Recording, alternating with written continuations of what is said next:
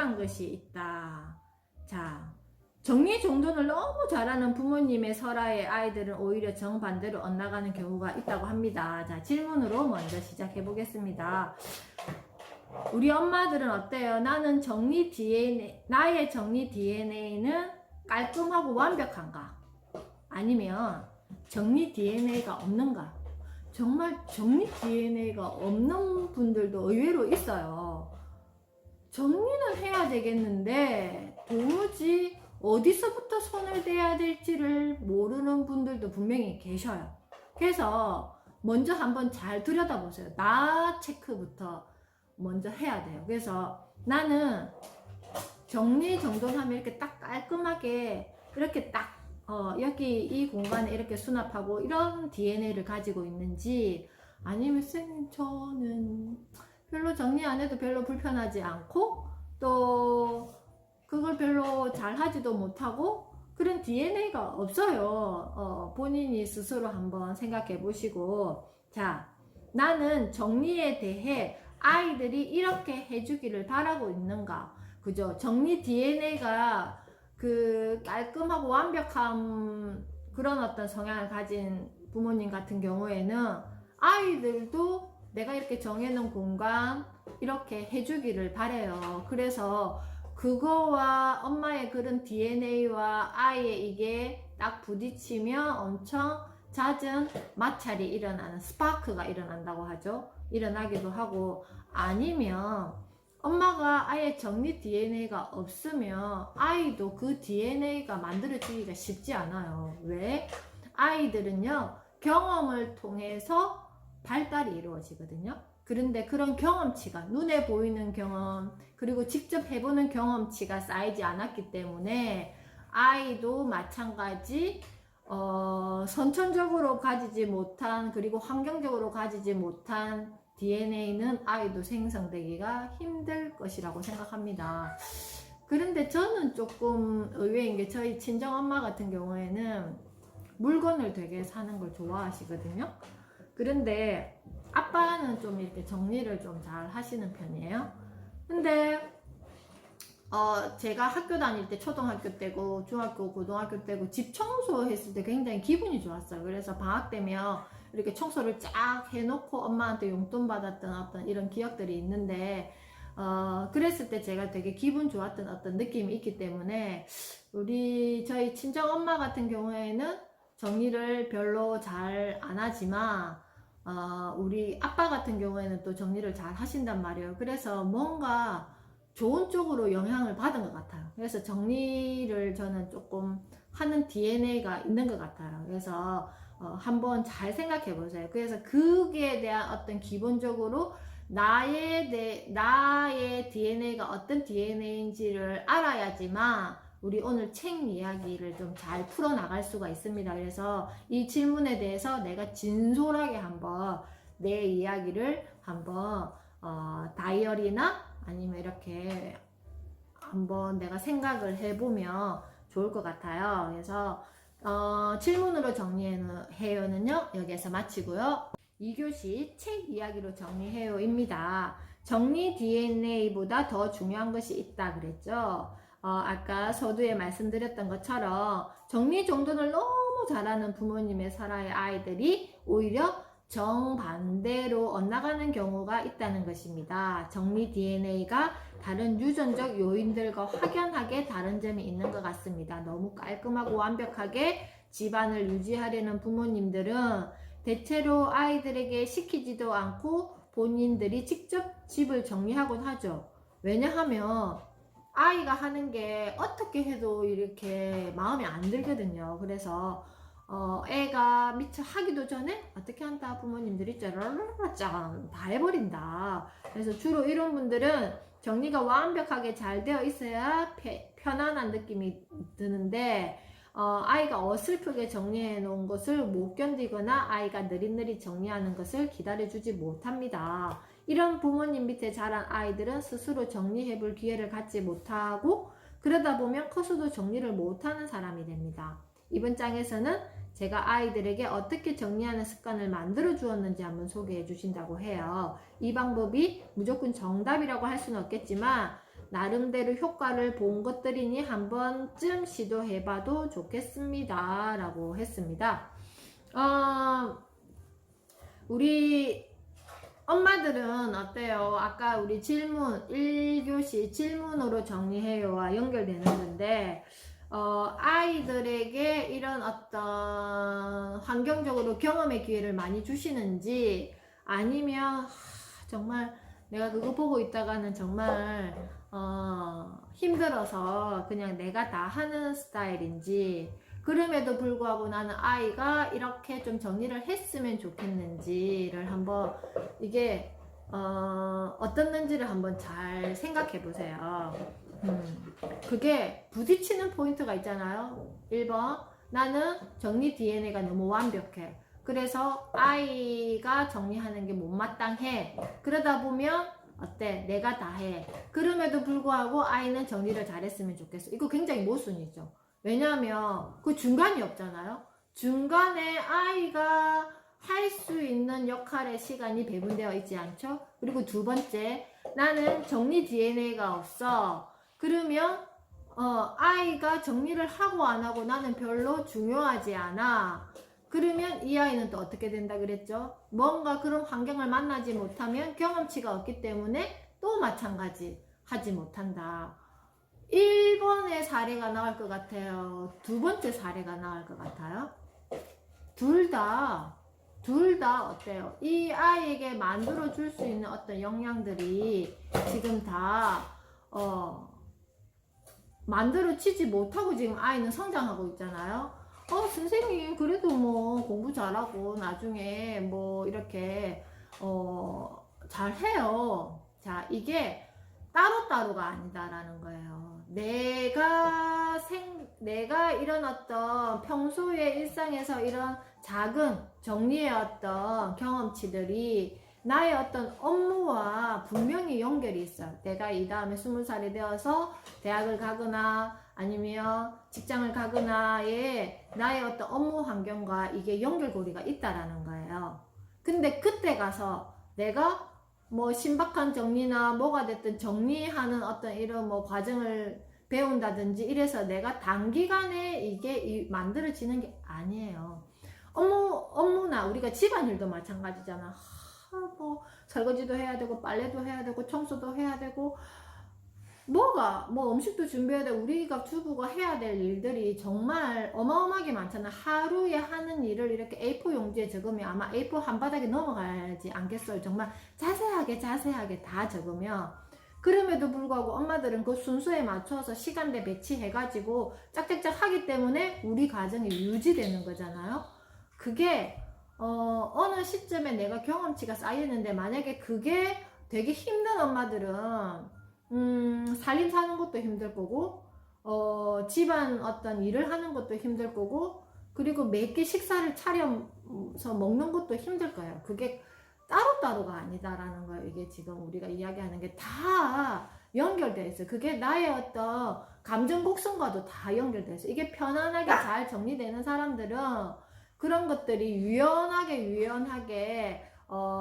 이게 처리가 되는데 어느 한 군데에서 이게 막혀버리면 힘들다라는 거예요. 그래서 이게 따로따로가 아닙니다. 그래서 정리 습관 만들기 첫 번째 단계는 우리 신박한 정리를 보신 분들은 아시겠지만 다 끄집어내고 모으고 나서 어떻게 한다? 잠깐만요.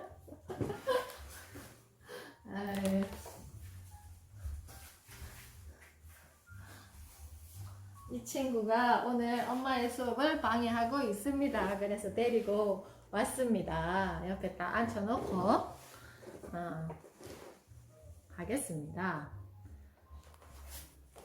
자, 다 끄집어내서 이렇게 다 모으고 나면 어떻게 한다? 분류하기를 합니다. 분류하기를 하면 장소를 배치해야 되겠죠. 자, 분류하기를 했을 때 제일 중요한 것은 공간 실명제. 여기서 나오는 겁니다. 어디 공간에 이 분류해 놓은 물건들을 넣을 것인지. 이 분류하기가 저는 이 분류하기를 굉장히 재밌어 하는데 그게 왜 재밌어 하냐면 저희 유치원 아이들과 함께 2002년도부터 프로젝트 활동을 했어요. 프로젝트 활동이 어떻게 진행되는 거냐면은 주제가 있어요. 만약에 아이들과 나는야 콩박사 프로젝트를 제가 유치원 교사 때 6세 때 아이들과 했는데, 나는야 콩박사를 그때 6세 때 왜 했냐면 아이들 편식이 되게 심했어. 그래서 아이들에게 콩박사라는 어떤 나중에 뭔가 거창함을 주고 아이들과 함께 콩의 어떤 이론점, 그래서 내가 왜 콩을 먹어야 되는지, 그래서 나중에 요리 활동까지 이렇게 진행하고 결국은 너는 콩박사구나 까지 이렇게 해서 진행했던 프로젝트였는데, 그러면 콩에 관련된 끄집어내기를 해요. 그게 다 모으는 거죠. 아이들의 생각, 콩과 관련된 생각들, 콩의 종류, 콩의 영양분, 콩은 어디에서 나오는지, 콩은 어떤 모양인지를 브레인스토밍하고, 그리고 분류하게 하죠. 콩의 종류, 콩의 색깔, 콩으로 만들 수 있는 음식, 콩이 주는 영양분, 이렇게 분류하고 나서 어떻게 한다? 이런 거구나 라고, 결국은 그때 콩 피자도 만들어 봤고 콩 우유도 만들어 봤고 아이들과 다양한 활동들을 했어요. 그런 것처럼 이렇게 정리하는 것도 쭉 다 끄집어내야 돼요. 끄집어내서 뭐가 있는지를 보고, 여기서 우리가 지금 이 시간에 수업할 수 있는 거는 집어넣고 수업할 수 없는 엉뚱한 말은 좀 버리고, 이런 것처럼 물건도 우리 집에 맞는 물건들은 놔두고 필요 없는 물건들은 버리기 작업을 여기서 해야 되는 거죠. 그래서 대부분의 부모님은 우리 아이는 정리를 못하는 아이라고 단정합니다. 75페이지 밑에입니다. 특별한 아이들 몇몇을 제외하고는 대부분이 정리정돈을 잘할 수가 없습니다. 그런데 이건 역시 부모님 시각과 아이의 시각이 달라서입니다.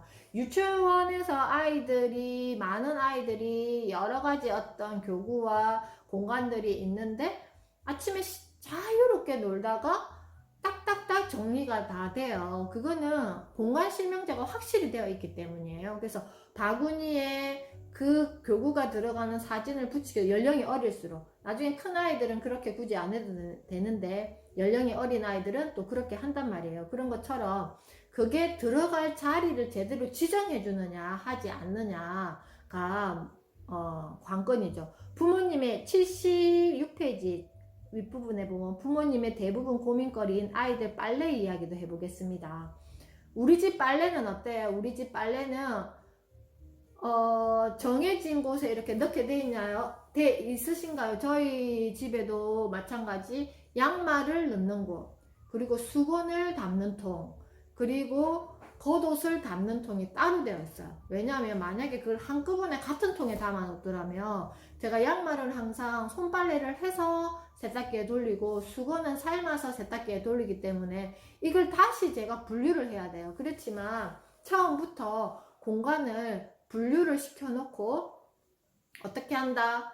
따로따로 담게끔 해놨기 때문에 수건은 그냥 그 통에서 넣어서 세제 넣어서 잠기만 하면 되고, 양말은 또 그곳에 있기 때문에 손빨래 하면 되고, 그리고 구두통에 있는 빨래들은 검은 빨래, 흰 빨래만 구분해서 제가 세탁기를 2번 돌리면 되니까 미리 사전 작업이 되어 있잖아요. 그런데 그렇게 우리 집 빨래 공간은 어떻게 되어 있으신지요? 그러면 제가 2번 어떻게 따로 안 해도 돼요. 분류를 안 해도 된다는 거예요. 그래서 아이들에게 눈높이에서, 그리고 가족들의 어떤 약속된 공간들이 많이 있어야 돼요. 그리고 엄마가 만약에 혹시나 그렇게 정해두었더라면 가족들에게 브리핑 해야 돼요. 이 공간은 이렇게 되어 있고 빨래는 이렇게 하고, 제가 설거지를 하고 나서도 그 설거지 대야 있잖아요. 그거를 항상 여기 배수 그기 통에다가 담아두는 게 아니라 이렇게 엎어놔요. 왜냐하면 물 설거지하고 나서 여기 보면 물이 계속 고여있기 때문에 물때가 생기잖아요. 싱크볼에. 그래서 그거를 설거지 통을 이렇게 엎어 놓으면 물이 이렇게 쫙 빠지고 물때가 생기지 않잖아요. 그래서 다음에 혹시나 설거지 거리가 생길 때 그것을 내려가지고 그릇을 그 속에 집어넣으라 그랬는데, 우리 집 식구들이 어쩔 때는 그렇게 하고 어쩔 때는 그렇게 안 할 때가 있으면 저는 좀 약간 성질을 낸단 말이에요. 이게 약속인데 제가 또 2번 일을 해야 되잖아요. 그릇을 한쪽으로 치워서 다시 설거지통에 그릇을 넣어야 되는 일들이 생기니까 그런 거는 계속 뭔가 편리함을 위해서 약속을 꾸준히 익숙해질 때까지 이야기를 해야 되는 상황도 필요합니다. 77페이지. 스스로 공부하게 만들려면 공부 성향에 맞는 공간을 구성해라. 지금은 우리 아이들이 영유아기이기 때문에 막 공부, 학습적인 공간 패턴 이런 건 아니고 아이들은 놀이 공간, 그리고 책을 자유롭게 만날 수 있는 공간 위주로 포커스를 맞추면 되지만 아이가 성장할수록 또 학습적인 환경에 대한 공간도 필요하잖아요. 그래서 여기 밑에 보면 77페이지 밑에 보면 아이마다 공부하는 성향도 다 다릅니다. 폐쇄된 공간에서 혼자 조용하게 공부하는 것을 좋아하는 아이가 있는 반면에 탁 트인 공간에서 약간의 백색 소음과 함께 공부하는 것을 좋아하는 아이도 있습니다. 맞아요. 저도 조용하면 집중을 잘 못해요. 조용하면 오히려 딴 생각이 들어와요. 그래서 항상 하다못해 저는 조금 심하긴 한데 책을 읽을 때 드라마를 켜놓는다든지 음악을 듣는다든지 뭔가 한 번에 두 가지를 하는 어떤 이런 성향을 가지고 있어요. 그래서 한 번에 한 가지를 잘 못해요. 그래서 원장쌤이 뭐 언제 그거 텔레비전 그런 거 다 보세요 이렇게 하는데 저는 항상 업무나 뭐 부엌에서 일을 하거나 아니면 집안일 왔다 갔다 할 때도 어쩔 때는 뭐 유튜브에 뭐가 듣고 싶은 게 있으면 그냥 이어폰 끼고 왔다 갔다 하면서 계속 들으면서 손은 그냥 자동적으로 움직이고 그런 것들을 하고 공간도 마찬가지 너무 조용하면 저는 집중이 잘 안 되기 때문에 백색 소음이 좀 필요한 성향이에요. 근데 정말 한 번에 한 가지만 해야 되고 조용해야지만 집중하는 아이도 있어요. 우리 엄마들은 어떠세요? 나는 책을 읽을 때 정말 조용해야 된다. 아니 나는 음악을 들어야지 책 읽는데 집중된다. 뭔가가 있을 거예요. 그래서 그런 것처럼 아이들도 마찬가지예요. 그래서 어떤 환경이 내 아이에게 잘 맞는지를 잘 보시고 아이와 함께 의논해서 공간도 아이가 성장함으로써 그 공간도 성장시키는 거 꼭 기억하셔야 됩니다. 그래서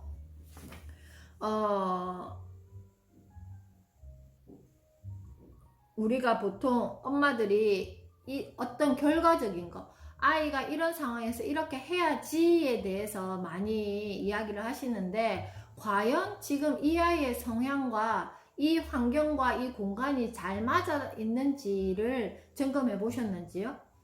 그래서 우리가 이 책을 읽음으로써 이제는 뭔가 하는 행위, 뭔가 만약에 책을 읽는 거라든지 공부를 하는 거라든지 놀잇감을 가지고 논다라는 거라든지 아니면 내가 가정에서 가사 어떤 업무를 한다든 우리가 가사 노동하지 말고 업무 워크라고 하겠습니다. 가사 업무를 한다든지 이런 걸 했을 때 이 공간과 굉장히 밀접하게 연결되어 있다는 것을 아마 이제 점점 더 아실 거예요. 그래서 아이들이 하는 어떤 일상들의 어떤 효율성을 높여주려면 분명히 공간이 한 역할을 합니다. 그래서 그런 거를 같이 아이의 성장과 그리고 환경의 성장을 동반시켜야 되고 그리고 아까 맨 처음에 우리 DNA 이야기 했잖아요. 이 나의 부모의 DNA가 아이에게 그걸 할 수 있는 DNA를 주는지 아니면 나의 DNA 때문에 아이에게 그걸 방해를 했는지를 잘 점검해 보셔야지만 이게 A 더하기 B는 C야 라고 정답 모든 답안이 있는 게 아니에요. 그래서 A 플러스 A가 B가 될 수도 있고요. A 플러스 B가 C가 될 수도 있고 이게 그때그때 환경에 따라서 유연하게 다 다르다는 거예요. 그래서 우리가 정답을 준다. 여기서 공간은 이렇게 해야 돼 라고 주는 게 아니라 아까 제가 첫 번째 했던 질문 그리고 여기에서 책을 읽었던 이 부분을 잘 보면서 그럼 나는 어떤 성향이지? 우리 아이는 어떤 성향이지? 그래서 지금 우리 집 환경은 이래서 이런 마찰이 생길 수밖에 없었구나를 이 챕터를 통해서 점검해 보시는 시간을 가지면 도움이 될 것 같습니다. 자, 오늘 책으로 정리해요는요 여기에서 마치고요. 신문으로 정리해요 시간입니다. 오늘 저희 유치원 공문도 왔는데요. 유치원 보건교사는 4월에 백신 접종 예정이고요. 그리고 저희 선생님들, 교직원들은 6월에 백신 접종 예정인데, 그래서 지금 동의를 구하느냐, 그리고 명단은 어떻게 되느냐를 내일까지 공문을 제출해야 돼요. 그러면 아마 6월에는 저희가 아스트라제네카를 맞지 않겠어요? 그래서 3월 17일 수요일 신문에 지금 백신 휴가 필요한가 맞은 의사들 몸살처럼 하루 알았다. 지금 요양원에 근무하시는 분들이나 아니면 병원 의료진들은 백신을 이미 다 맞았습니다. 그래서 제 학교 동기, 지금 병원에서 근무하고 있는 대학 동기 친구들은 백신을 맞아갔다고 이야기를 했어요. 근데 이게 저 친구 같은, 어저께 저희 친구들, 대학 동기들이 한 달에 한 번씩 줌으로 책 읽기 북클럽 활동을 하고 있어요. 그래서 이런 것처럼 책을 하나 읽고, 제가 과제를 내주고 친구들이랑 5분 토크를 하면서 이런 시간을 지금 갖고 있는데, 어제 그 날이었거든요. 그래서 병원에 지금 서울 아산병원에 근무하고 있는 친구가 백신 접종을 했고, 해열제를 반드시 준비해라. 그래서 자기는 그 타이레놀을 준비해서 3일 되게 힘들었대요. 열이 나고. 그래서 그 병원 종사자들이 어떤 분들은 되게 심해가지고 휴가를 내기도, 정말 백신 휴가를 내기도 했고, 컨디션이 잘 회복 안 되는 분들도 계셨고, 또 괜찮았고, 제 친구는 3일 되게 열도 나고 힘들어서 약을 먹고 그렇게 했다고 합니다. 그래서 열, 근육통, 오한 중 하나는 나타난다고 해요. 여기 신문에 보면 36시간 후 이상 증세 거의가 사라지고 보건당국 정상 더 정확히 알려야 된다라고 이렇게 신문에 되어 있습니다. 그리고 한국인들은 보면 혈전증, 서양인들의 20%, 뭐 이런 식으로 아스트라제네카 백신에 대한 어떤 결과 피드백이 나와 있는데, 저는 그렇게 생각해요. 이제 우리 엄마들도 백신을 아마 하반기에는 맞지 않겠어, 일반인 접종 대상이 되니까. 그랬는데 작년 기준 올 초에는 아마 11월에 예상되어 있었는데 조금 자꾸 이렇게 앞당겨지고 있는 것 같아요. 그래서 우리 부모님들도 백신을 하반기에는 아마 백신 맞으실 건데, 여기에는 백신이라는 것에 내가 일단 선택을 해야 돼요. 내가 그걸 맞을 것인가 안 맞을 것인가 선택을 하는데, 제가 항상 이야기 드렸죠. 이 일상 면역이 굉장히 중요하다. 백신을 접종했을 때 이건 어차피 바이러스를 다시 몸에 투여해서 그게 돼서 면역력을 기르는 지금 이 아스트라제네카 백신이잖아요. 그렇기 때문에 내가 평소에 어떤 컨디션이라든지 내가 기본적으로 면역력을 가지고 있으면 어떻게 한다? 그 백신을 맞아도 이겨낼 수 있는 힘이 있을 것인데, 어떡하지? 백신은 맞긴 맞아야 되는데 내가 막 걱정하고, 미리 걱정하고, 벌써부터 막 맞을까 안 맞을까 걱정하고, 그리고 맞았을 때 부작용을 뭐 5만 가지 부작용을 다 생각하는 사람들은 오히려 백신을 맞았을 때 그렇지 않은 사람들보다 훨씬 더 몸이 이미 백신한테 다운되어 있잖아요. 이게 져버린 거예요. 그러면 훨씬 더 내 몸이 힘들 거예요. 마찬가지, 우리가 책 읽는 것도 마찬가지. 내가 그냥 이 책은 이렇게 읽을 것이야, 나는 이런 관점으로 이 책을 볼 것이야 라고 만나는 책과, 뭐야, 책이 저렇게 두꺼워가지고 어떡하지? 그냥 책 한 대 치는 사람이 있어요. 책을 보기도 전에 그 두께감이라든지 아니면 뭔가 크기에. 그러면 책이 이미 이겨버리는 거야, 나에. 그러면 책에 짓눌려서 내가 정말 책에서 얻어야 되는 것을 못 얻고 결국은 책이 위너가 되는 거예요. 그것처럼 백신도 마찬가지라고 생각합니다. 백신도 내가 언제 아마 백신을 맞을 거야. 그러면 그 전에 한 달 전부터 내가 건강 상태를 최대한 잘 유지시켜야 되겠죠?